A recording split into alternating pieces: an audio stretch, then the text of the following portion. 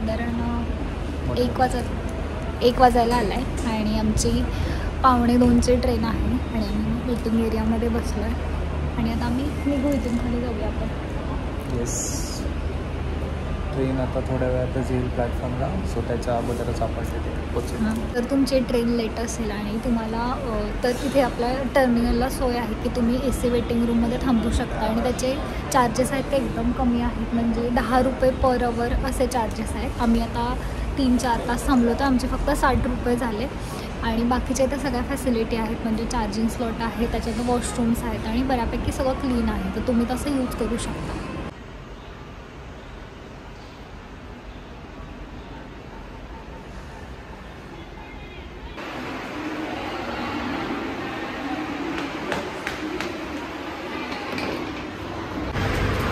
आता आम्ही स्टेशनवर चाललो आहे, थोडं लवकरच जातो आहे कारण ट्रेनचं काही सांगता येत नाही.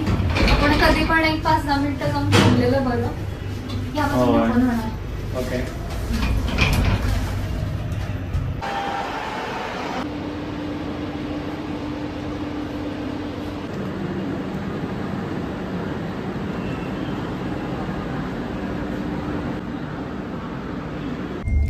आता आमची ट्रेन सुटली आहे 1:40ला, म्हणजे 1:40ला प्रॉपर ट्रेन सुटली आहे. तुम्हाला सगळ्यांना माहिती आहे की गिरनारला जोपर्यंत महाराजांचं बोलवणं येत नाही तोपर्यंत आपण नाही जाऊ शकत. तर अशीच एक स्टोरी, म्हणजे असंच एक अनुभव आमच्याबरोबर पण झाला आहे की आम्ही ही गिरनारची ट्रिप अचानक 2 दिवसामध्ये आम्ही प्लॅन करून आम्ही जातोय. मी तर 2-3 वर्ष झाली ट्राय करतोय गिरनार कधी पोहोचणार, पण असं वेळ ती आली नव्हती आणि समथिंग हॅपेंड. आणि आता आम्हाला काय झालं की आम्ही हे कसं ठरवलं की ह्यांचा मेडिटेशनचा क्लास होता, तर आम्ही म्हटलं की म्हणजे याने महाराजांना म्हटलं की मेडिटेशनचा क्लास चांगला होऊ दे म्हणून असं.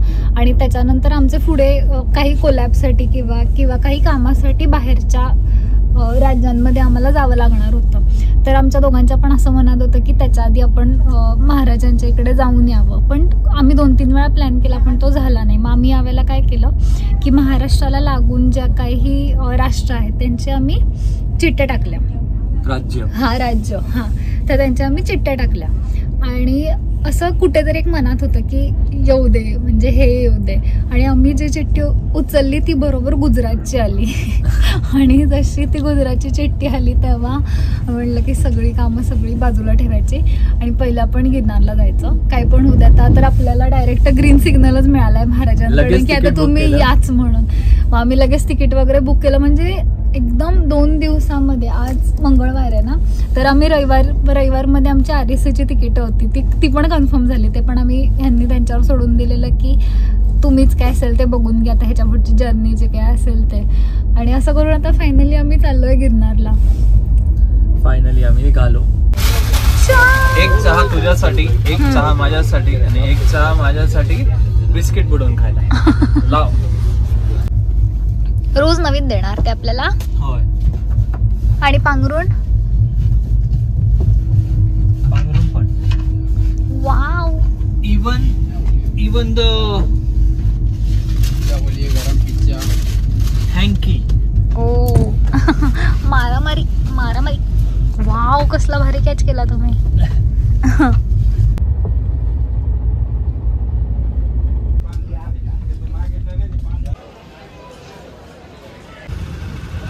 सोमनाथ मंदिर भैया जाना है?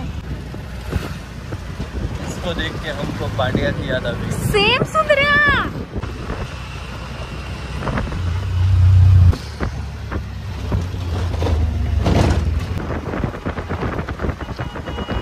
नमस्कार फ्रॉम सोमनाथ ज्योतिर्लिंग. आता आम्ही आंघोळ करून मस्त फ्रेश बाहेर पडलोय आणि आता आम्ही जाणार आहे दर्शनाला जाऊन त्यानंतर आम्ही कुठेतरी जुन्या सोमनाथ मंदिरात अभिषेक करणार आहे आणि त्यानंतर आमची सवारी चालेल जी आजूबाजूची सगळी मंदिरं आहेत तिथे पण आम्ही फिरणार आहे. तर तुम्हाला सगळं दाखवतो या ब्लॉगमध्ये. मस्तपैकी एक आलू पराठा आणि अजून ऑर्डर केला पुरी भाजी ऑर्डर केली आहे आणि आता मी त्याची टेस्ट करतो.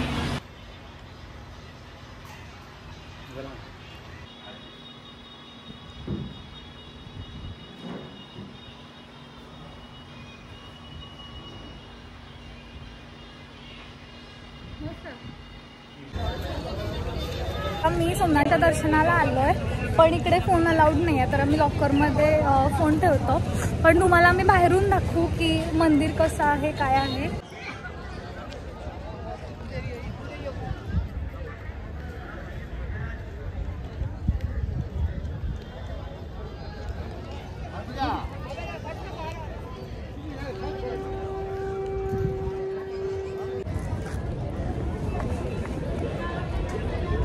हर हर महादेव. खूप जास्त ऊन आहे आणि आमचं मस्तपैकी दर्शन झालं. आणि आपल्याला आतमध्ये फोन अलाउड नाहीये, तर इथे फोन ठेवून लॉकर वगैरे प्रॉपर आहे त्याच्यामुळे ठेवून तुम्हाला आज जावं लागतं. आणि खूप खूप भारी दर्शन झालं, खूप भारी आहे सोमनाथचं.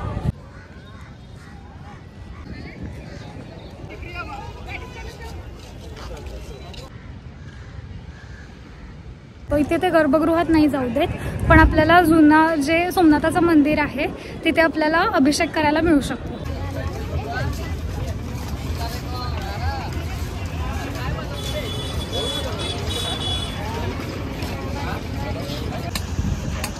पाच मिनिट राहिले आहेत फक्त. आम्हाला कळलं की 11 पर्यंत असतो अभिषेक, त्यामुळे मी पटपट चाललो होतो.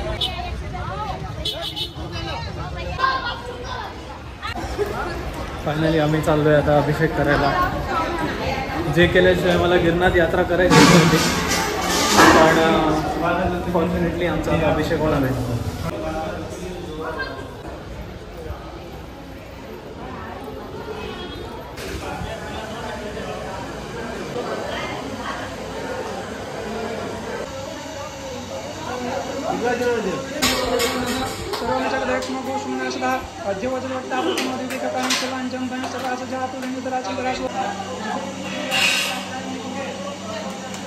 मानवीरांड्रभामिनो वधिरविक्मन्तः सर्वित्वमहे ओम त्रं.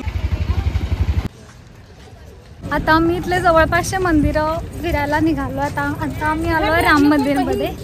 जर आत अलाउड असेल तर आतलं दाखवते. खूप छान आहे मंदिर, खूप छान आहे.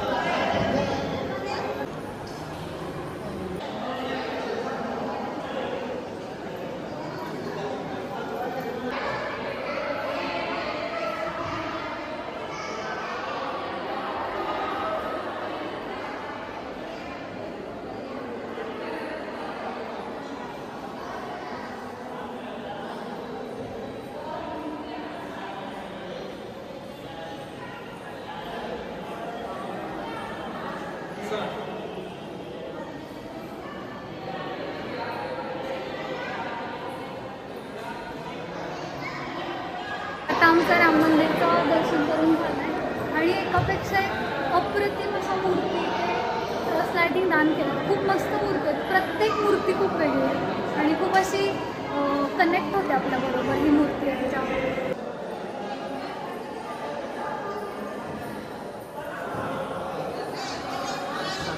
मस्त आहेत ना.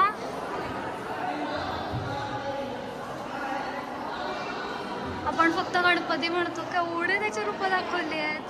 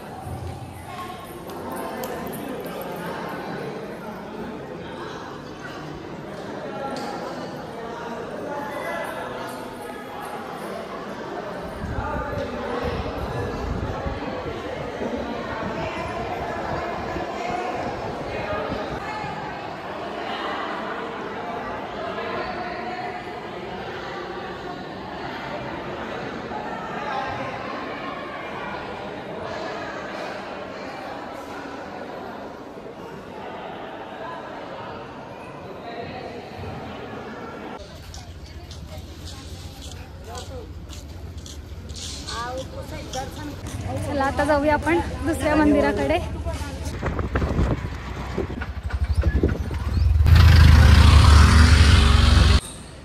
अरे मंदिर का नाम तो बोलो. शक्तिपीठ. शक्तिपीठ में आए.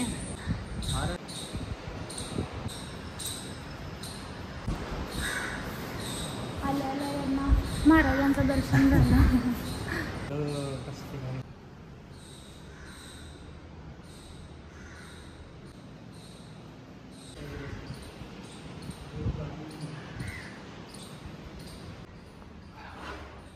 गावात घाबरले मी. शपथ. होय.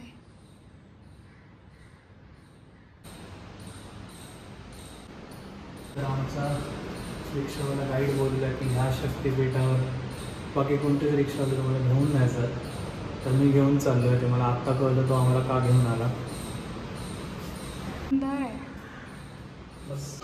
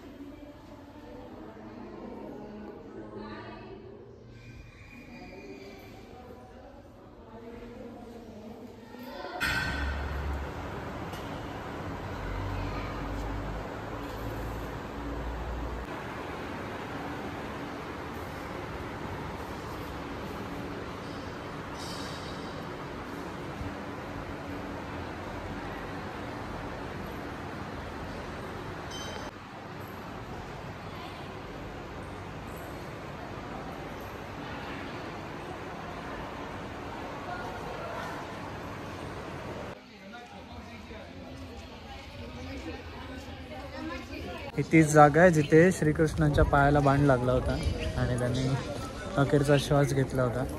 आणि ज्या शिकाऱ्याच्या हातून हे सगळं घडलं, ज्या शिकाऱ्याच्या हातून हा सगळा बाण त्यांच्या पायाला लागला, त्याला पण त्यांनी हेच सांगितलं होतं की हे जे काय घडलं ती माझीच इच्छा होती, हे माझ्याच इच्छामुळे जे घडलं आहे.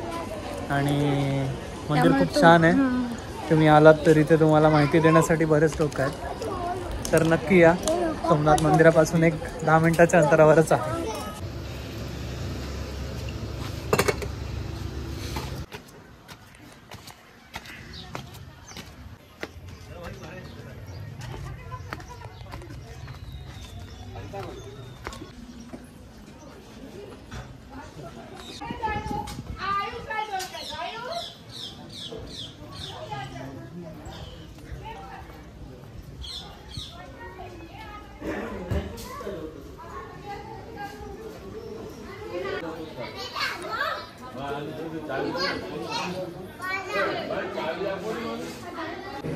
इथे मागे महादेवाचं मंदिर पण आहे आणि तिथून त्याला लागूनच पहिलं पण महादेवाचं दर्शन घ्यायचं आणि त्याला लागूनच एका मातेचं गुफा आहे. प्रॉपर हिंगलाज माता मंदिर आहे. प्रॉपर खाली जे कोण बारीक असतात ते फक्त जाऊ शकतात. एकदम अशी छोट्याशा जागेतून जावं लागतं आणि आतमध्ये आपल्याला त्या गुहेमध्ये खूप भारी देवीची मूर्ती आहे. खूप भारी आहे. देवीच्या डोळ्यात बघितल्यानंतरच असं देवीचा प्रेझेन्स जाणवतो. तर आतमध्ये कॅमेरा अलाउड नव्हता त्यामुळे नाही दाखवू शकत, पण तुम्ही आलात तर हे अजिबात स्किप करू नका. हिंगलज माता म्हणजे दुसरी तिसरी कोणी नसून 5 पांडवांची कुलदेवता आहे, जी ह्या ठिकाणी प्रकट झाली होती आणि तिचीच गुहा या ठिकाणी आहे जिथे आम्ही आता जाऊन आलो. आणि हे मंदिर एक्झॅक्ट त्रिवेणी संगमाच्या बरोबर समोर आहे.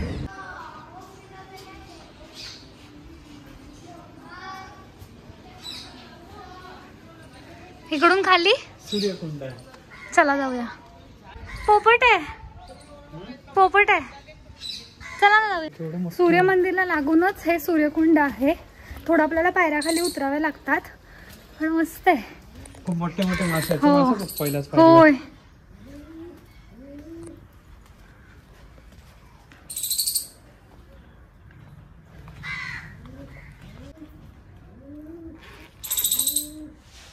ती बघ खारते कशी वरते. ठीक आहे, हे बघ भिंतीवरच मस्त मासे मासे गेला आणि गेले. तेव्हा तिथे तवंग उठतं.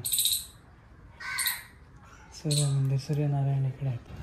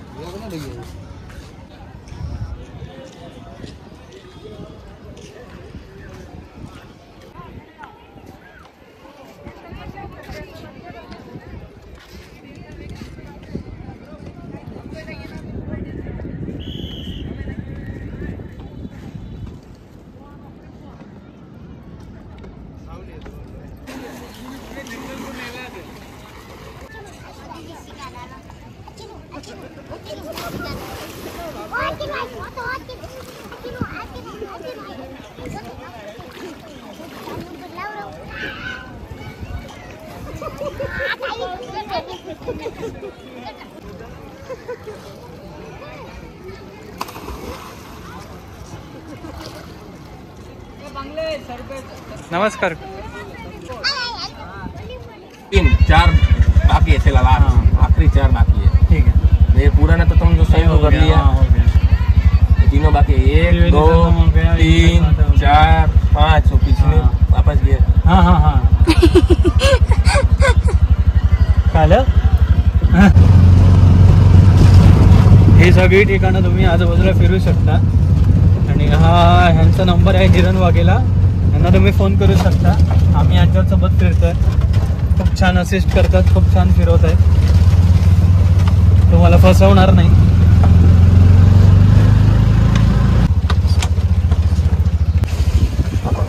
आता आपण आलो आहे वेळेश्वर महादेव टेम्पल, जे एकदम प्राचीन मंदिर आहे.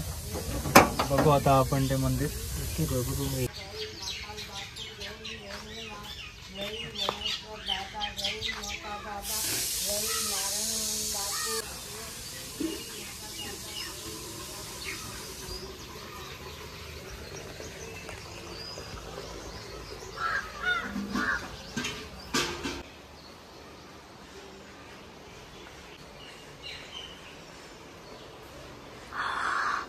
काय भारी आहे.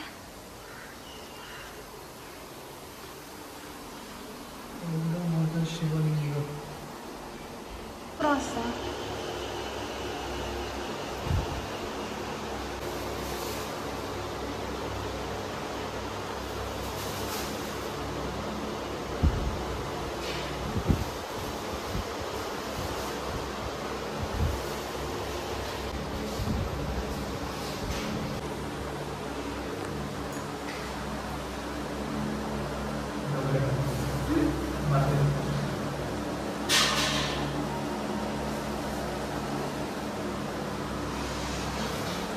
आम्ही या ज्या महादेवाच्या मंदिरात आलो तर त्यांनी पुन्हा आम्हाला सांगितलं की या पिंडीच्या मागे ते राजकुमारीची चोटी आहे. आणि ॲक्च्युअल वाटल्यानंतर ते फील होत आहे की ते कसं काहीतरी आहे असं.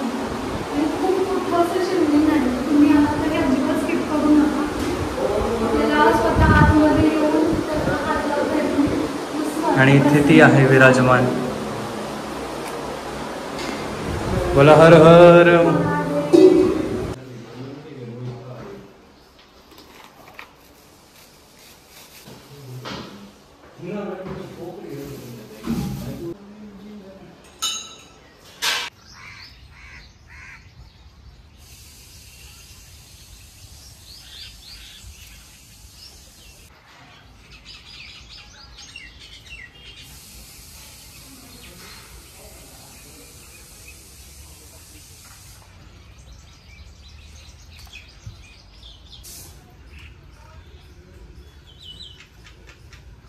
समझाएगा इतिहास समझाएगा। हाँ समजा.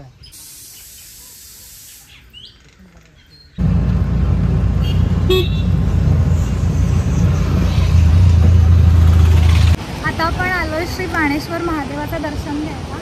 जिथून बाण सोडला होता तर ते समुद्राच्या आत आहे. तर चला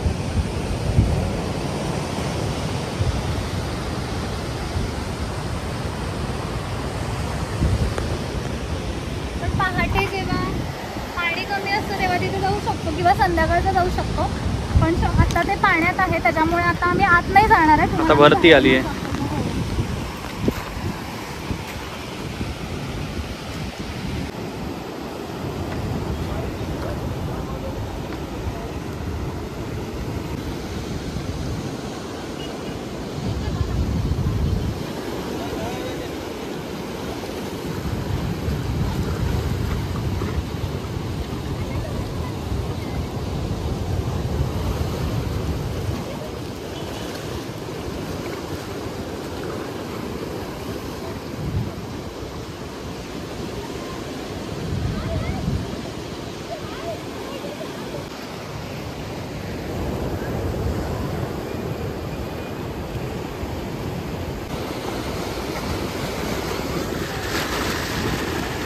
बाजूला पाणी आहे, अभिषेक कर.